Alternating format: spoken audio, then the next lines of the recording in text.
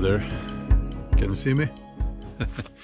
I'm out in the woods as usual, and I'm going to get a little bit more practical in this video. I'm going to talk about something very close to my heart. I'm going to talk about the most useful tool for any bushcrafter, woodlander, survivalist, prepper, or anyone, I would say. The axe. You know, we can sit all day long talking about all the stuff going on, how to be prepared and so on, but at some point we need to get into the practical details. People have been writing in the comments and asking me to do videos about the practical stuff that we need to learn, and we're going to get into some of the more practical stuff now.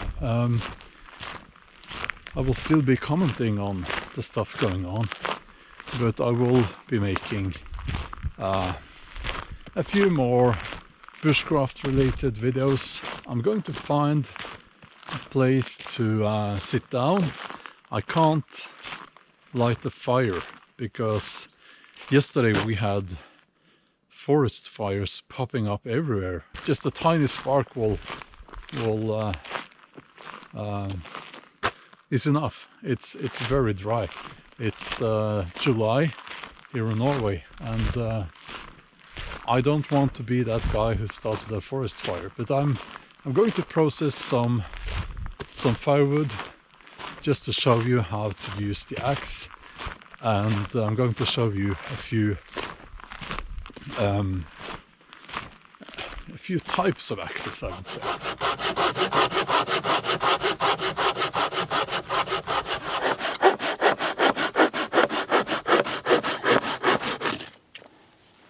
Let's take a look at the different kinds of axes. I'm not going to talk about tomahawks in this video. I'm going to talk about, I think, typically Americans would say hatchets, and they come in all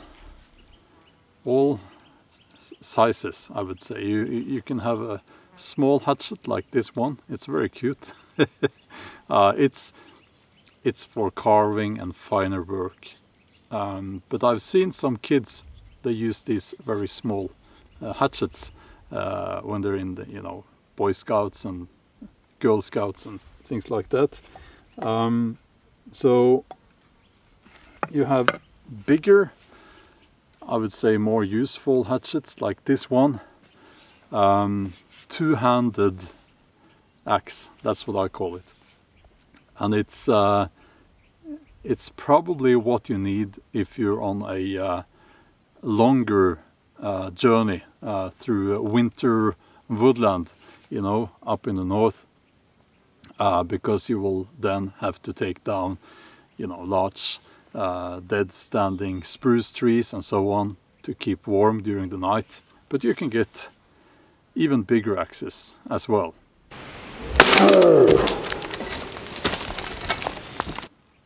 Now I tend to go for this one. It looks a bit like a tomahawk actually, but it's the, I can't remember the name now. Is this the Outdoors axe? Is that what I call it? From Grensfors. Grensfors Bruks. Most of my axes are from Grensfors, and it's an expensive brand, but I've gotten into the habit of collecting those axes. So yeah. This is my favorite axe. It's lightweight, and you need to consider the weight of the axe when you are going to carry everything. It's not suitable for longer hikes, like multi-day hikes during the winter, because it's a bit too small for that. But for most of the year, it's perfect. Doesn't weigh much. And you can also get sorry, more this is a carpenter's axe, I would say. I use it a lot when I carve for wood carving. and it's you know, I really like the handle, the shape of the axe. I really like this axe. So there are a few safety concerns when it comes to axes. The axe is the most dangerous tool you will carry. It's, except guns maybe, if you're carrying a gun, obviously, but for most people the axe is the most dangerous tool. So I will show you a couple of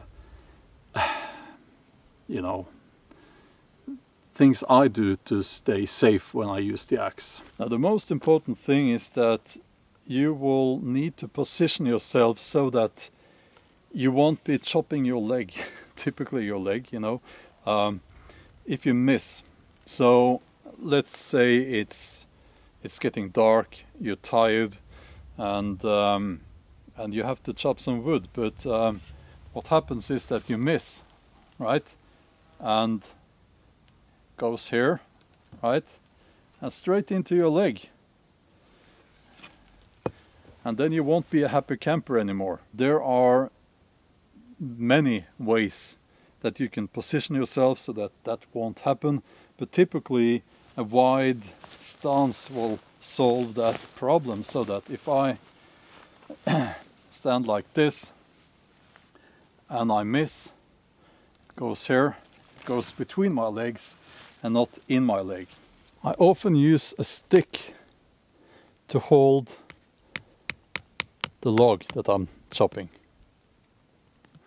In real life you will probably not always find stumps like this, so on an uneven surface use a stick. Do never use your hand, then you'll lose your finger, so don't do that. Use a stick. Now when you have split the log like this, you can actually put it down. It's much more stable. I would still use a stick. There are two ways to do this, I would say. You just go here.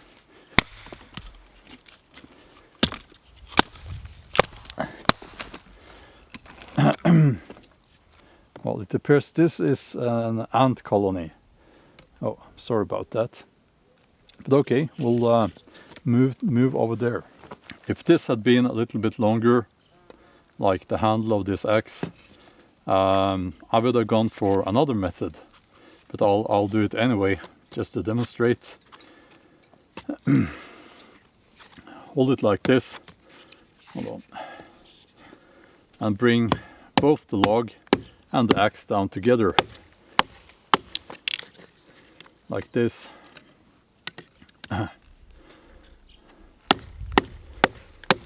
Twist.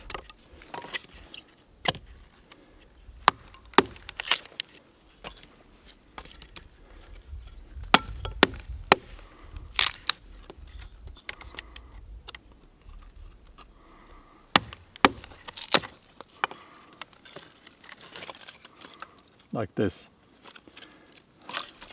Now, can you see me there? In real life, you will have to be a little bit creative when it comes to where you're chopping the wood and everything, really, because you will normally find logs lying like this, and I usually go down on my knees. I sit on my knees because, again, if I miss, it will go down into the ground and not into my legs, and chances are it will just stop on the opposite side of this log. Now if I had a log like this and a bigger log, I would put the bigger log here and the smaller log on the opposite side.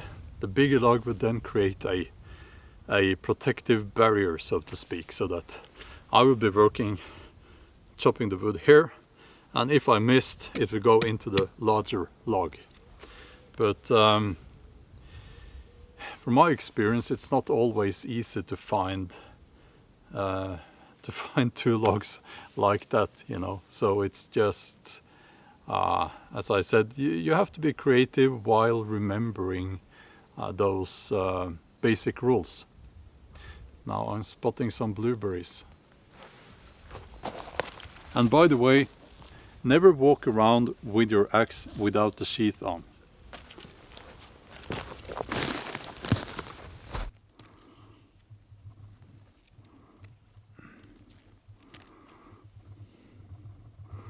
Now also let me just say that when it comes to firewood in my part of the world, I tend to go for spruce, because you will find lots of these dead standing spruce trees in the forest. You know, even when it's been raining for days, the core of those trees will stay dry, and it's just perfect firewood. It spits a little bit, but that's okay.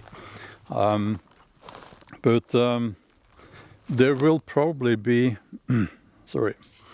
there will probably be variations when it comes to different parts of the world, what kind of firewood that you can find there, and so on. But the basic rules for using an axe, I would guess, would remain the same, no matter where you are or what kind of wood you are processing. People are asking me if it's necessary to buy an expensive axe, and I am guilty of doing exactly that. I collect the Grensfors axes, but the answer is that you don't have to buy an expensive axe, but you should not go for low quality axes.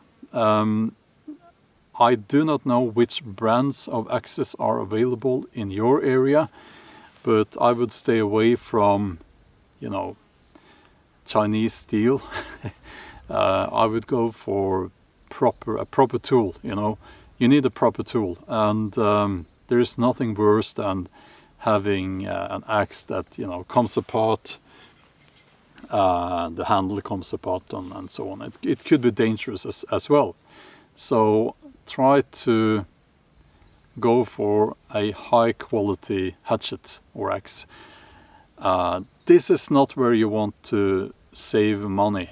That's what I would say. But you don't have to go for the most expensive brand, of course. Now I could say a lot more about axes, because I love axes. and I just briefly touched upon the safety concerns. I would actually say that if you are, I would add this, if you are very tired and it's dark and so on, don't use an axe, you know.